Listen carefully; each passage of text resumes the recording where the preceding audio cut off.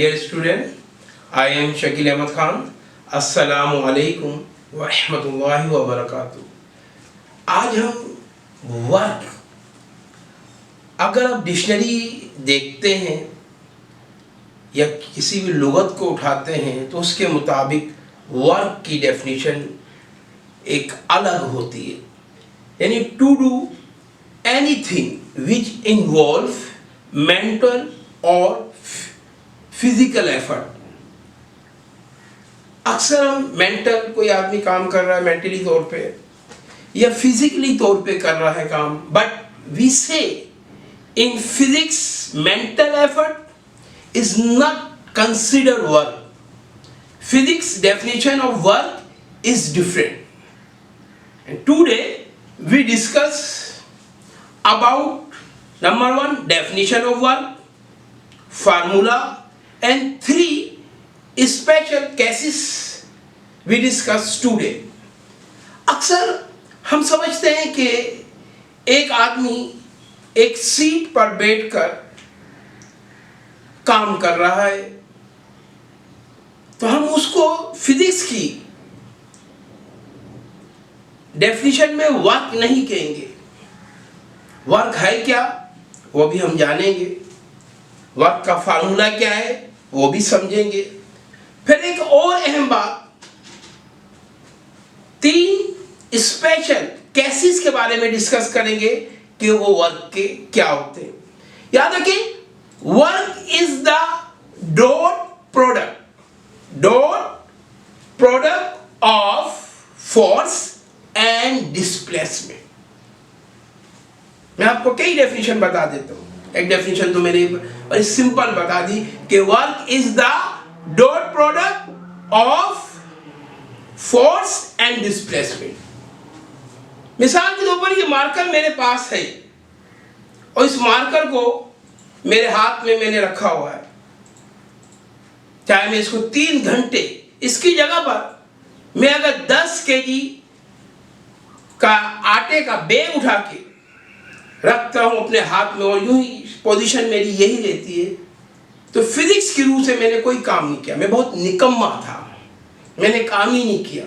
हाँ, उस थैले को जब मैंने ऊपर उठाया तो मेरी डेफिनेशन जो अभी मैंने बताई कि work is the dot product of force and displacement, उस रूह से मैंने काम किया जब मैंने उस थैले को ऊपर उठाया. Work is done when force applied on an object या a body के लिए and displacement take place. एक डेफिनेशन ये भी हो सकती है. एक डेफिनेशन में आपको और बता दूं, the product of force and displacement in the direction of force is work. अभी आप देखेंगे, समझेंगे कि अक्सर हम मेंटली तौर पर, फिजिकली तौर पर एफर्ट करते हैं, but we say in a physics mental effort is not considered work. आप समझिएगा कि भाई ये वर्क क्यों नहीं आता. मैंने बड़ी सिंपल डेफिनेशन बता दी और बोर्ड भी मैंने तैयार किया हुआ है, उस पर यही तीनों डेफिनेशन मैंने राइट कर दी कि वर्क है क्या. Work is the dot product of force and displacement. पहली डेफिनेशन तो मैंने आपको ये बताई. फिर दूसरी डेफिनेशन क्या बताई? The product of force and displacement in the direction of force is work. ये डेफिनेशन यहां लिखी. फिर तीसरी डेफिनेशन जो मैंने आपको बताई उसमें मैंने क्या कहा? Work is done when force is applied on a body and displacement take place. ये 3 डेफिनेशन मैंने आपको बताई कि वर्क, अगर मैं आटे का थैला इस पोजीशन में रखता हूं, ये मेरे हाथ में आटे का थैला है और 4 घंटे मैं आटे के थैले को इसी पोजीशन में रखता हूं, तो मैं तो निकम्मा हूं, मैंने कोई काम ही नहीं किया जनाब. और जब मैं उस आटे के थैले को ऊपर उठाता हूं यानी फोर्स लगाता हूं फोर्स अप्लाई की मैंने, तो आप देखते होंगे डिस्प्लेसमेंट, ये हम फोर्स पहले भी आपको बता चुके हैं। Force acting on an object is the product of it mass and acceleration. Simple definition पहले हम बहुत, अब पहले वीडियोस हैं एक्सेलरेशन की भी है, फोर्स की भी, आप इसको देख सकते हैं, और मास की भी है। ये हमारा क्या है, और डिस्प्लेसमेंट क्या है, सिंपल है। Displacement simple definition, shortest distance, सही है, shortest distance initial and final position, यानी initial position from final position, इन दोनों का मल्टीप्लिकेशन जो है उसी को तो हम वर्क कहते हैं। याद रखें, हर चीज वर्क नहीं है। एक बच्चा अपने हाथ में किताब लेता है और वो किताब इस पोजीशन में लेके वो 4 घंटे स्टडी करता है, मतलब फिजिक्स की रूह से हम कहेंगे ये बच्चे ने कोई भी काम नहीं किया, इसने वर्क नहीं किया। तो 3 डेफिनेशन मैंने वर्क की दे दी। फार्मूला क्या है, डेफिनेशन से फार्मूला बनता है और फार्मूले से डेफिनेशन बनती है। Work is the dot product of force and displacement. इसको आसान कि work equal to force into displacement, force को F से और डिस्प्लेसमेंट को S से जाहिर करेंगे। और यहां पे मैंने एरो बना दिया है, दोनों वेक्टर क्वांटिटीज हैं। आपको पता है हमने इसके लिए भी वीडियो बनी हुई है मेरी कि स्केलर क्वांटिटीज क्या है और वेक्टर क्वांटिटीज क्या है। आपको पता है फिजिक्स में 7 फंडामेंटल क्वांटिटीज हैं, मगर कुछ डायरेक्शन के साथ हैं जिनको हम वेक्टर क्वांटिटीज कहते हैं। किसी में डायरेक्शन नहीं होती उसको हम स्केलर क्वांटिटी। आपको ताज्जुब होगा भी सुन के और आप हैरान भी होंगे कि वर्क जो है ये 2 वेक्टर क्वांटिटीज से बन रही है। फोर्स भी वेक्टर है और डिस्प्लेसमेंट भी वेक्टर है, मगर ये वर्क जो है वो स्केलर क्वांटिटीज है। आप कहेंगे वही वाह, 2 वेक्टर क्वांटिटीज से चीज बन रही है और वो स्केलर क्वांटिटी। जी हाँ, इसको हम आगे जाके जब हम 3 केसेस समझेंगे तो उसमें हम इसको बहुत ज्यादा इस पे बहस भी करेंगे और इसको समझेंगे। वर्क तो समझ में आ गया कि सिंपल डेफिनेशन मैंने आपको बता दी कि work is the dot product. Dot product किसका है, ऑफ फोर्स एंड डिस्प्लेसमेंट का। दूसरी डेफिनेशन क्या है, the product of force and displacement in the direction of force is work. और फिर आपने याद रखें, आपको डेफिनेशन नहीं आती, फार्मूला याद है कि work equal to force into displacement. आप यही कहते हैं, यही डेफिनेशन है। Work is the dot product of force and displacement. अब मिसाल के तौर पर देखें, हमने यहां पर एक फिगर ड्रॉ की हुई है। फिगर में क्या है, हमने एक बॉडी ले ली और इस बॉडी पे हम फोर्स अप्लाई कर रहे हैं। वो क्या है, 15 न्यूटन की। और ये जो डिस्प्लेसमेंट कर रहा है, सपोज कर लेंगे 3 मीटर या सेंटीमीटर से ये डिस्प्लेसमेंट कर रहा है। अगर कोई आपसे कहे, एनीबॉडी आस्क्स यू कि भाई ये वर्क के क्या है, तो आप क्या करेंगे, वर्क के लिए वर्क इक्वल टू फोर्स कितनी अप्लाई हो रही है इस बॉडी पे, 15 न्यूटन हो रही है। तो 15 न्यूटन मल्टीप्लाई और डिस्प्लेसमेंट कितना है, 3 इसका डिस्प्लेसमेंट है। तो क्या हो गई आपके पास, 15 3 जा 45 क्या हो गई, 45 क्या हो गई इसकी यूनिट, न्यूटन, सही है, into metre. Newton metre actual में क्या है, ये जूल है। आप कह सकते हैं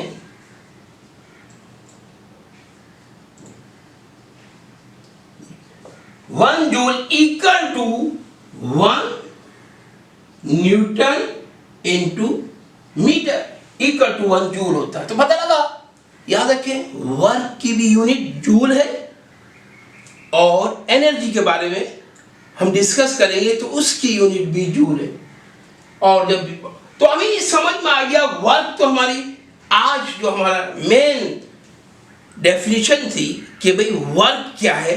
अगर आप इस गौर से इस फिगर को देखें, बाद में हम ये फोर्स क्या है, ये फोर्स सेम डायरेक्शन में अप्लाई हो रही है, सही है, और दोनों डिस्प्लेसमेंट भी उसी डायरेक्शन में,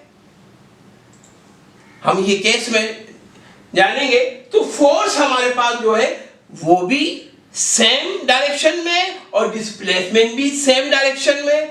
तो यहां पर हमारे पास जो एंगल बनेगा, यानी जो चीटा बनेगा, वो क्या होगा, 0 डिग्री होगा।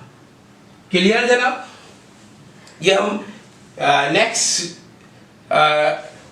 अभी इसको आप कॉपी कर ले, तो नेक्स्ट क्लास हम लिखते हैं, तो फिर आपको केसेस के बारे में डिस्कस करेंगे। Yes dear student, case number 1 समझते हैं, जानते हैं और देखते हैं कि केस 1 में हम क्या वर्क करते हैं।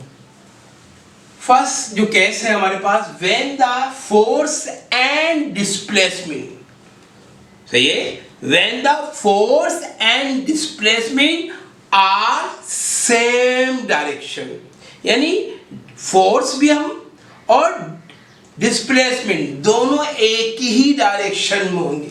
मिसाल के तौर पर ये एक बॉडी है, अगर सपोज कर लें ये बॉडी, ये आदमी किसी ब्लॉक को खींच के लेके उस साइड पे जा रहा है। अब देखेंगे इस पे 15 न्यूटन हम फोर्स अप्लाई कर रहे हैं और डिस्टेंस यानी डिस्प्लेसमेंट जो हमारे पास परफॉर्म होगा, जो ये तय करेगा वो 3 मीटर करेगा। क्लियर?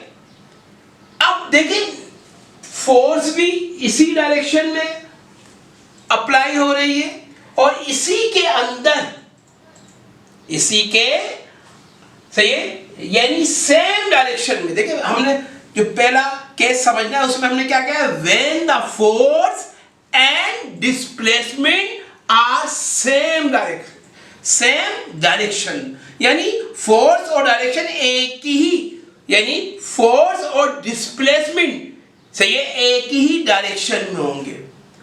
आज जनाब फार्मूले की मदद से समझते हैं। जैसे W जो आपने फार्मूला निकाला था, W equal to F(S) cos theta. अब इन केस यहां जो चीटा हमारे पास है, चीटा क्या है हमारे पास, 0 डिग्री है। क्लियर? और cos ये भी समझ लेते हैं, cos जो होता है 0 डिग्री वो किसके इक्वल होता है, वो 1 के इक्वल होता है। क्लियर? फार्मूला में वैल्यू पुट करते हैं तो क्या है, 1 फोर्स। अब फोर्स की जगह पे इसकी डायरेक्ट कितनी फोर्स अप्लाई हो रही है, 15, यहां पे हम 15 राइट कर देते हैं, मल्टीप्लाई होगा। और डिस्प्लेसमेंट कितनी है, 3, यहां पे आ जाती है। कोस चीटा कितना है, 0 डिग्री है। चाहे तो आप यहाँ पे एक स्टेप अगर आप चाहें तो बढ़ा लें, सही है, यानी पहले आप 0 लिख दें, फिर इसके बाद कर लें, मैं डायरेक्ट लिख देता हूँ 1, इसकी वैल्यू क्या है, 0 डिग्री की 1, वो हमने यहाँ पुट कर दी चीटे की जगह। तो हमारे पास क्या आ गया, वर्क डन क्या आ रहा है हमारे पास, 15 3 45, 45 1 45। तो हमारे पास जो कैलकुलेशन हमारे पास आ रही है वो कितनी आ गई, 45 क्या आ जाएगी, जूल आ जाएगी, क्योंकि newton into metre equal to 1 joule के बराबर होता है। तो ये हमारे पास, अब हमें इस केस में समझा क्या हमने, कि ऐसा काम जो जिस पर फोर्स भी हम अप्लाई करें और डिस्प्लेसमेंट भी हो, मगर एक ही डायरेक्शन में। बस ये बात ध्यान में रखना है, when the force and displacement are same direction. तो यहां पे जो चीटा डेवलप होगा, चीटा क्या होगा, चीटा इक्वल टू 0 होगा। तो वर्क इज पॉजिटिव होगा। याद रखिएगा, जब भी when the force and displacement are same direction, तो चीटा क्या होगा, 0 होगा और वर्क क्या होगा, वर्क इज पॉजिटिव। इसको आप कॉपी कर लें। फिर दूसरे केस पे चलते हैं। Yes dear student, second case जो हमारा होगा वर्क डन का, उसमें हम ये समझेंगे कि भाई आया एंगल की क्या पोजीशन है। ये स्लाइड आपने देखी होगी, उस स्लाइड में भी हमने आपको ये समझाया है सही है, और कैमरे के सामने भी हम आपको ये बता रहे हैं कि when the direction of the force is opposite to the direction of displacement। Clear हो गई बात? यानी फोर्स और डिस्प्लेसमेंट की डायरेक्शन अपोजिट होगी दोनों। यानी पहला फर्स्ट केस में हमने ये जाना था कि सेम डायरेक्शन थी, तो हमने समझा था कि एंगल वहां पे 0 डिग्री क्या है, प्रिपेयर हुआ था। मगर यहां पर जो एंगल है, जो चीटा एंगल होगा वो 180 डिग्री होगा। दोबारा समझे, when the direction of the force is opposite direction of the displacement, theta equal to 180 डिग्री। डियर स्टूडेंट, आप समझ रहे होंगे कि दोनों डायरेक्शन अपोजिट हैं। आपने जैसे न्यूटन का थर्ड लॉ देखा होगा कि एक टू रिएक्शन। अगर एक बॉल को आप इस डायरेक्शन में फेंकते हैं तो वो डायरेक्शन चेंज होके आती है। यहां भी डायरेक्शन चेंज है। मैं आपको समझाने के लिए ये सपोज कर लीजिए, बोतल जो मेरे हाथ में है, मैं अपनी फोर्स अप्लाई कर रहा हूं और इसको उठाने के लिए, देख रहे हैं, तो डायरेक्शन मेरी जो डिस्प्लेसमेंट है वो ऊपर आ रही है, देखिए चेंज हो रही है ना। मगर आप देख रहे होंगे फोर्स जो है वो ग्रेविटी की तरफ जा रही है। ये कंडीशन हो, आए इसको एक फिगर की तरह की वजह से समझते हैं। मिसाल के तौर पर जिस कंडीशन में मैंने बोतल उठाई हुई थी, तो ये फोर्स मेरी इस डायरेक्शन में जा रही है जो 15 न्यूटन है, और डी के लिए या एस के लिए डिस्प्लेसमेंट के लिए दोनों यूज करते हैं, तो वो 3 क्या है, मीटर है। अब दोनों डायरेक्शन अगर और से आप देखें दोबारा, मेरे पास ये बोतल है, तो मैं अब फोर्स अप्लाई कर रहा हूं तो डिस्प्लेसमेंट चेंज हो रही है। तो हमारी डिस्प्लेसमेंट और फोर्स की डायरेक्शन दोनों अपोजिट है। तो आप गौर से देखें मुझे, तो ये डायरेक्शन बन जाएगी। अगर आप इसको यहां देखें कि डिस्प्लेसमेंट अगर ऊपर है तो फोर्स की डायरेक्शन उसके अपोजिट है, और ये एंगल आपका बन जाएगा, और ये एंगल आपका क्या बन जाएगा, डी बन जाएगा। यानी आप कह सकते हैं 180 डिग्री, एक डी बन जाएगा। अब याद रखिए, जब ये कंडीशन होगी तो फिर हम कह सकते हैं the work is negative. Clear reason में की work done by the force of gravity, ये ध्यान में रखना है आपने। आज जब फार्मूले की मदद से समझते हैं, इसी चीज को लेते हैं। जैसे हमारे पास वर्क है W equal to F S, या चाहे तो यहां पे D भी यूज कर सकते हैं, कॉस चीटा। क्लियर? अब वैल्यू पुट करते हैं। फोर्स कितनी अप्लाई कर रहे हैं, 15 न्यूटन मल्टीप्लाई यानी इनटू डिस्प्लेसमेंट कितना है, 3 कॉस चीटा। अब कॉस चीटा की अगर आपको पता है वैल्यू, मैंने यहां बता दी, आप चाहे तो इसका जैसे मैंने फर्स्ट केस में बताया था डेटा आप बना लें, नहीं तो इसकी क्या है, चीटा की जो वैल्यू है अगर आप चाहें तो वो क्या होगी, -1 होगी 180 डिग्री की। याद रखिएगा। क्लियर? बात समझ में आ गई?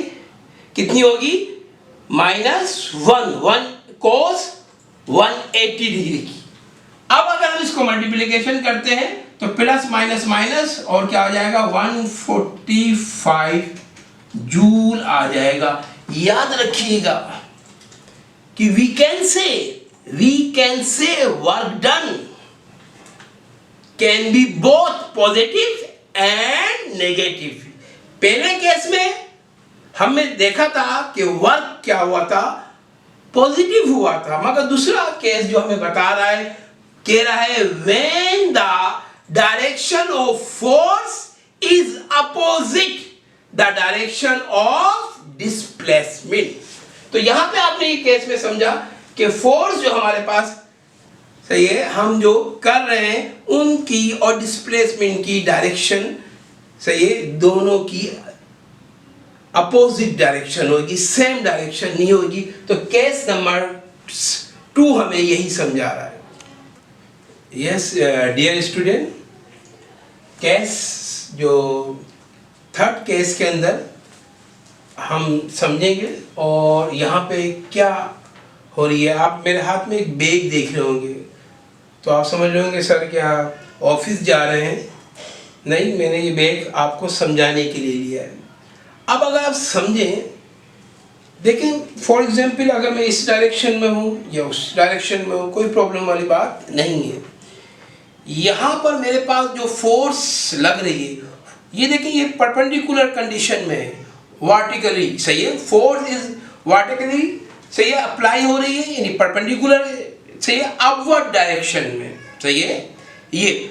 और अगर मैं इस डायरेक्शन में आ जाऊं, जब भी यही चीज हो रही है, फोर्स सही है वर्टिकली कंडीशन में आ रही है सही है, अपवर्ड डायरेक्शन में है।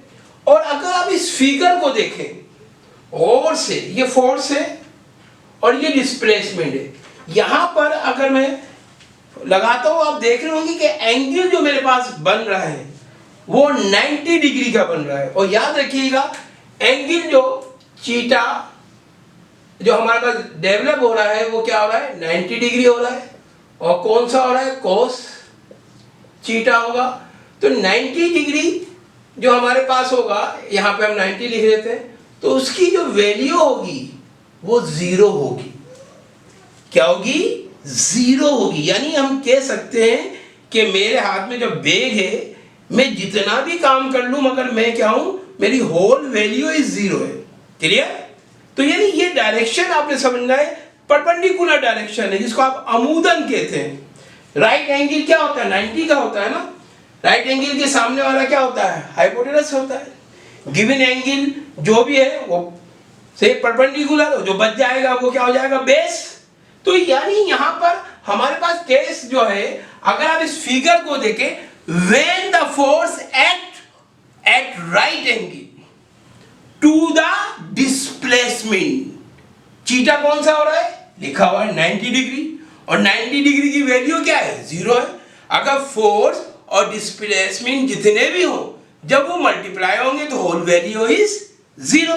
आइए आप समझते हैं, मिसाल के तौर पर हमारे पास चीटा कितना है 90 डिग्री है, तो कोस 90 डिग्री किसके इक्वल होगा, तो आई सेट 0। अब अगर हम इसका फार्मूला लिखें कि work equal to force displacement यानी इनटू डिस्प्लेसमेंट, कॉस कितना है थीटा 90 डिग्री है, तो अगर हम इसकी वैल्यू पुट कर दें, फोर्स हमारे पास क्या है 15 न्यूटन है, इसे सपोज कर लें, यहां पे हमारे पास ये 15 है और डिस्प्लेसमेंट वही 3 है, तो मल्टीप्लाई और फिर cos 90 डिग्री की वैल्यू क्या है 0 है। तो डायरेक्ट अगर चाहे तो मैं यहीं पे लिख देता हूँ 90 डिग्री, यहाँ पे मैं 0 वैल्यू लिख देता हूँ, एक स्टेप बच जाएगा। तो अगर हम इसको करें तो 15 3 जा 45 को 0 से करेंगे तो होल वैल्यू इज 0 हो जाएगी। क्लियर? तो हम कह सकते हैं जब भी कोई वर्क, आपको मैंने स्लाइड में भी बता दिया है सही है, केस नंबर 3 की भी, सेकंड की भी और फर्स्ट की भी, और अब इन सब का हम समराइज करेंगे। और समराइज के लिए ये आप स्लाइड पे भी देख रहे होंगे कि स्लाइड में पहला एंगल जो है हमारे पास, आपने देखा होगा दोनों की डायरेक्शन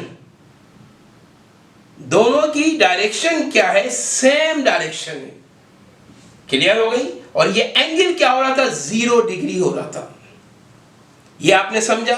फिर दूसरा जो हमारे पास केस था, इसमें हमने ये समझा कि डायरेक्शन फोर्स और डिस्प्लेसमेंट की क्या है, अपोजिट है।